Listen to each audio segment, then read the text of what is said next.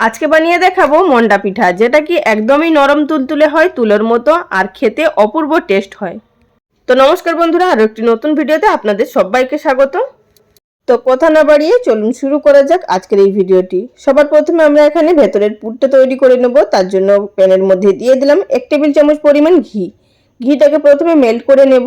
তারপরে এর মধ্যে দিয়ে দিচ্ছি একটি মাঝারি সাইজের নারকেলের অর্ধেকটা। এখানে কিন্তু আমি নারকেল ব্যবহার করেছি, তবে কিন্তু নারকেল ব্যবহার করাটা সম্পূর্ণ অপশনাল। আপনারা চাইলে শুধুমাত্র ক্ষীরের পুর দিয়ে তৈরি করতে পারেন, তবে তার সাথে আমি একটু নারকেল ব্যবহার করছি যাতে করে পুরটা একটু বেশি পরিমাণে হয়। তো বন্ধুরা, এখানে আমি প্রথমে অর্ধেকটা নারকেল ঘিয়ে 1 মিনিট মতো ভেজে নিলাম। তারপরে এর মধ্যে দিয়ে দিলাম 150 গ্রাম পরিমাণ পাটালি গুড় গ্রেট করে নিয়ে। আপনারা চাইলে এখানে কিন্তু চিনিও ব্যবহার করতে পারেন, বা এখানে আখের গুঁড়ো ব্যবহার করতে পারেন, বা এখানে খেজুরের যে ঝোলা গুড়টা পাওয়া যায় সেটিও ব্যবহার করতে পারেন।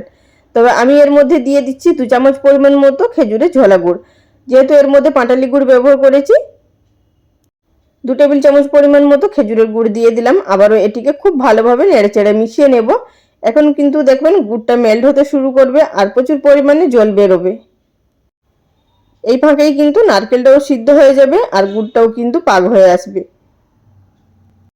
তারই মাঝখানে আমি এর মধ্যে দিয়ে দিলাম 2টো এলাচ থেতো করে। তবে কিন্তু এলাচ দেওয়াটা সম্পূর্ণ অপশনাল, যেহেতু গুড় দেওয়া আছে, গুড়েরই নিজস্ব একটা ফ্লেভার আছে, তো এলাচ দেওয়ার প্রয়োজন নেই। এবার এর মধ্যে দিয়ে দিলাম 100 গ্রাম পরিমাণ খোয়া ক্ষীর গ্রেট করে। এখানে কিন্তু আমি বাজারের কেনা খোয়া ক্ষীর ব্যবহার করলাম। আপনারা চাইলে দুধ জাল দিয়েও খোয়া ক্ষীর তৈরি করে ব্যবহার করতে পারেন। আর এই খোয়া ক্ষীরটা কিন্তু চিনি ছাড়া, বা এখানে আপনারা 100 গ্রাম পরিমাণ জল ঝরানো ছানাও ব্যবহার করতে পারেন, সেটাও কিন্তু খেতে খুবই টেস্ট হয়। এবার এটিকে অনবরত নাড়াচাড়া করে আমাদের শুকিয়ে নিতে হবে। তবে কিন্তু একটু এইভাবে হালকা পাতলা থাকলে কোনো অসুবিধা নেই, কারণ এটি যখন ঠান্ডা হয়ে যাবে অনেকটাই শুকিয়ে যাবে, সেটা আপনারা পরেই দেখতে পাবেন।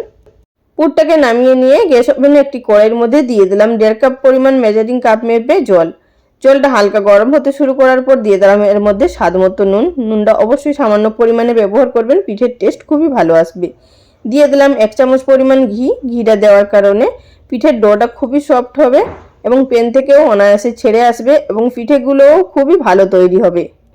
ঘি মেল্ট হয়ে যাওয়ার পর এবং জলটা যখন এইভাবে টকবক করে ফুটতে শুরু করবে, সেই পর্যায়ে গ্যাসের ফ্লেম একেবারে লোতে করে দিয়ে এর মধ্যে দিয়ে দেবো চালের গুঁড়ি। এখানে আমি শুকনো চালের গুঁড়ি ব্যবহার করেছি, তাই 1.5 কাপ পরিমাণ জলের জন্য 1 কাপ পরিমাণ চালের গুঁড়ি ব্যবহার করেছি। আর আপনারা যদি ভিজে চালের গুঁড়ি ব্যবহার করেন, সেক্ষেত্রে কিন্তু 1 কাপ পরিমাণ জলের সাথে 1 কাপই কিন্তু চালের গুঁড়ি ব্যবহার করবেন, তাতে কিন্তু ডোটা খুবই ভালো তৈরি হবে। তো বন্ধুরা, এটিকে দেখুন মিনিট 2 মতো এইভাবে অনবরত নাড়াচাড়া করে একটি ডো তৈরি করে নিলাম। এর মধ্যেই কিন্তু খুব সুন্দরভাবে আমাদের ডোটা তৈরি হয়ে গেছে। ডোটিকে হালকা একটু ঠান্ডা করে নেওয়ার পর এবার এটিকে হাতের সাহায্যে খুব ভালোভাবে মেখে নেব। আপনারা চাইলে সামান্য পরিমাণ জলের ছিটা দিয়েও মেখে নিতে পারেন, বা সামান্য পরিমাণ হাতের মধ্যে ঘি লাগিয়েও মেখে নিতে পারেন, বা চালের গুঁড়ি ছড়িয়েও মেখে নিতে পারবেন। তো আমি এর মধ্যে সামান্য পরিমাণ চালের গুঁড়ি ছড়িয়ে মেখে নিচ্ছি। আর ডোটা অবশ্যই কিন্তু সফট করে মাখবেন। তো বন্ধুরা, আমার এখানে মেখে নেওয়া হয়ে গেছে। তো দেখতেই পাচ্ছেন খুব ভালোভাবে মাখা হয়েছে। এবার এর থেকে সামান্য পরিমাণ ডো নিয়ে এভাবে প্রথমে হাতের সাহায্যে বাইন্ড করে গোল শেপ দিয়ে নেব। গোল শেপ দিয়ে নেওয়ার পর এভাবে চেপটা করে এবার মাঝখানে একটি বাটির শেপ দিয়ে নেব। যেভাবে আমরা পুলি পিঠে তৈরি করি ঠিক সেভাবেই তৈরি করে নিতে হবে বাটির শেপটা।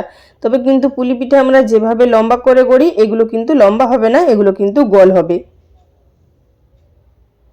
আর বন্ধুরা, এখানে আপনাদেরকে দেখিয়ে দিচ্ছি, দেখুন যে আমরা পুরটা তৈরি করেছিলাম সেটা কিন্তু একটু পাতলা ছিল, তবে একটু ঠান্ডা হয়ে যাওয়ার পর এভাবে পুরটা কিন্তু জমে গেছে।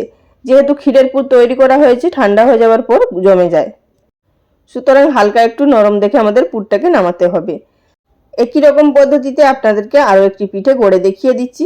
আর বন্ধুরা, এছাড়াও যদি আপনারা দুধ পুলি বা পুলি পিঠে বা বিভিন্ন ধরনের পিঠে আপনারা দেখতে চান, চ্যানেলে প্রচুর প্রচুর পিঠের রেসিপি আপলোড করা আছে, আপনারা চাইলে দেখে নিতে পারেন।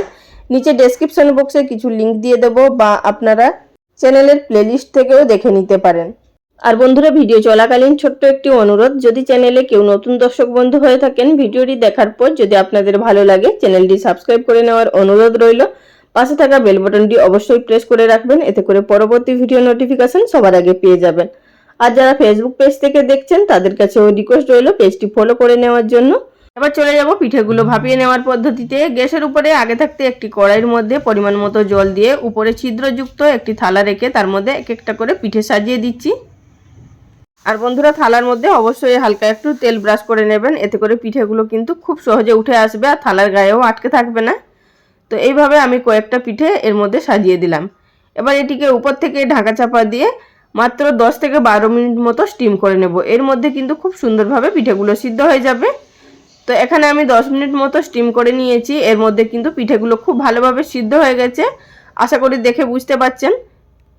এবার পিঠেগুলোকে নামিয়ে নিয়ে হালকা একটু ঠান্ডা করে নেব। তো পিঠেগুলো নামিয়ে নিয়ে এখানে আমি একটি সার্ভিং প্লেটের মধ্যে সার্ভ করে নিয়েছি কিছুটা পিঠে। তো এবার আপনাদের দেখিয়ে দিচ্ছি যে পিঠেটা ঠিক কতটা নরম তুলতুলে হয়েছে এবং কতটা পারফেক্টভাবে তৈরি হয়েছে। তো বন্ধুরা, পিঠেগুলো কিন্তু ভীষণই সফট হয় আর খেতেও দুর্দান্ত লাগে। বাড়িতে অবশ্যই একবার ট্রাই করুন, আশা করছি আপনাদের সকলেরই ভীষণ ভালো লাগবে। আর এই শীতের সময় কিন্তু যে কোনো পিঠেই খেতে খুবই ভালো লাগে। তো বন্ধুরা, রেসিপি যদি ভালো লেগে থাকে অবশ্যই লাইক কমেন্ট করে জানাবেন। আজ এই পর্যন্ত, সবাই ভালো থাকবেন, নমস্কার।